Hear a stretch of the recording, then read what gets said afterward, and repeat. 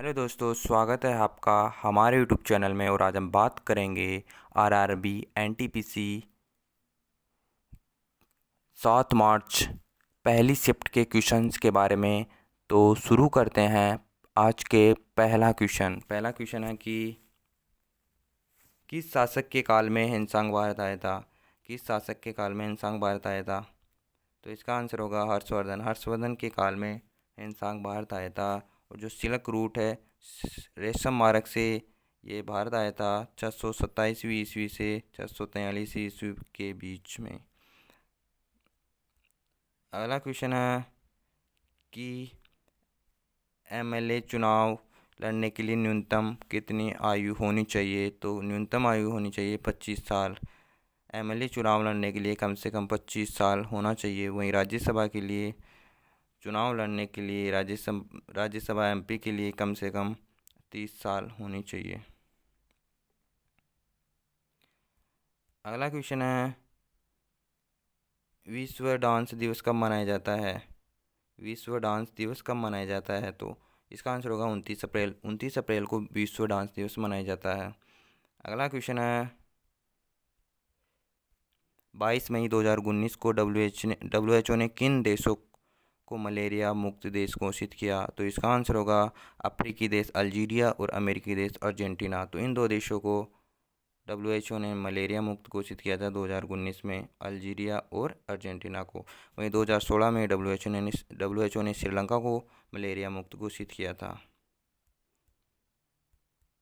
अगला क्वेश्चन है भारतीय तटरक्षक बल की प्रथम महिला उपमहानिदेशक हाल ही में किसे नियुक्त किया गया? तो इसका आंसर होगा नूपुर कुलश्रेष्ठ इसका आंसर होगा। अगला क्वेश्चन है कि केरल का मुख्यमंत्री कौन है? अगला क्वेश्चन था कि केरल का मुख्यमंत्री कौन है? तो इसका आंसर होगा पिनाराई विजयन इसका आंसर होगा। वहीं अगर केरल की बात करें तो केरल की राजधानी है तिरुवनंतपुरम और यहाँ पे राज्यपाल है आरिफ मोहम्मद खान। केरल में लोकसभा की 20 सीटें हैं, राज्यसभा की 9 और विधानसभा की 140 सीटें हैं। वहीं अगला क्वेश्चन है सांची कला किस राज्य से संबंधित है? सांची कला किस राज्य से संबंधित है? तो इसका आंसर होगा उत्तर प्रदेश इसका सही आंसर होगा। और जो सांची कला है ये ब्रज की प्रसिद्ध लोक कला है और ये जो पेंटिंग और रंगोली का मिला जुला रूप है, ये रंगोली और पेंटिंग का मिला जुला रूप है। अगला क्वेश्चन है 2018-19 यूफा चैंपियंस लीग कौन जीता? तो इसका आंसर होगा लिवरपूल। यूफा चैंपियनशिप लीग ये एक फुटबॉल टूर्नामेंट है जिसको लिवरपूल ने जीता था। अगला क्वेश्चन है बीसीपी की फुल फॉर्म क्या है? बीसीपी की फुल फॉर्म क्या है? तो इसका आंसर होगा बिजनेस कंटिन्यूटी प्लानिंग। तो इसका आंसर होगा बिजनेस कंटिन्यूटी प्लानिंग। और जो ये बीसीपी का उद्देश्य होता है कि व्यापार निरंतर योजना है, ये सुनिश्चित करने में मदद करने की योजना है कि आपातकाल या आपदा के समय व्यावसायिक प्रक्रिया जारी रह सकती है। अगला क्वेश्चन है कि हल्दी घाटी का युद्ध किसके मध्य हुआ? हल्दी घाटी का युद्ध किसके मध्य हुआ है? तो इसका आंसर होगा अकबर और महाराणा प्रताप के बीच में 18 जून 1576 को युद्ध लड़ा गया था। अगला क्वेश्चन है BBC Indian sports woman of year award किसने जीता? BBC Indian sports woman of year award किसने जीता? तो इसका आंसर होगा पीवी सिंधु इसका आंसर होगा। अगला क्वेश्चन है जोका अलहारती को किस पुस्तक के लिए मैन बुकर प्राइज 2019 मिला है? तो सेलेस्टियल बॉडीज नामक की पुस्तक के लिए इस लेखिका को ये जोका अलहारित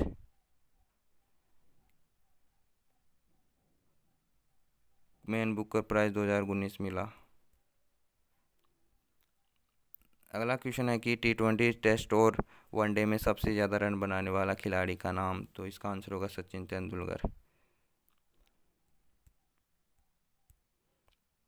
अगला क्वेश्चन है घेंगा रोग किसकी कमी से होता है? घेंगा रोग किसकी कमी से होता? तो इसका आंसर होगा आयोडीन। आयोडीन की कमी से घेंघा रोग होता है।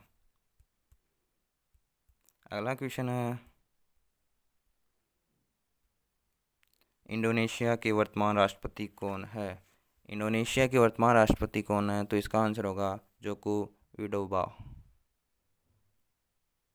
जोको विडोबो इसका आंसर होगा। वहीं इंडोनेशिया की राजधानी है जकार्ता। मुद्रा इंडोनेशियन रुपीज। अगला क्वेश्चन है,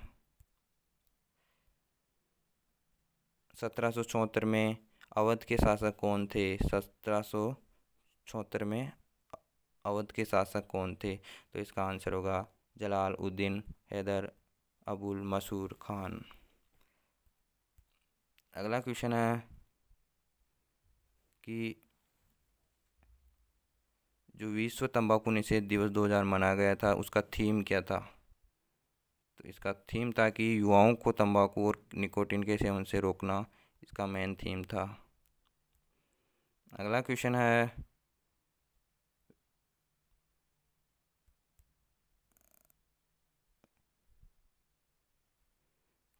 कि किस बल के कारण तैराक तैरता रहता है? किस बल के कारण तैराक तैरता है? तो इसका आंसर होगा उत्प्लावन बल। उत्प्लावन बल के कारण तैराक तैरता है। अगला क्वेश्चन है कि मौसम योजना किस मंत्रालय की परियोजना है? तो संस्कृति मंत्रालय की योजना है ये। मौसम परियोजना संस्कृति मंत्रालय की योजना है।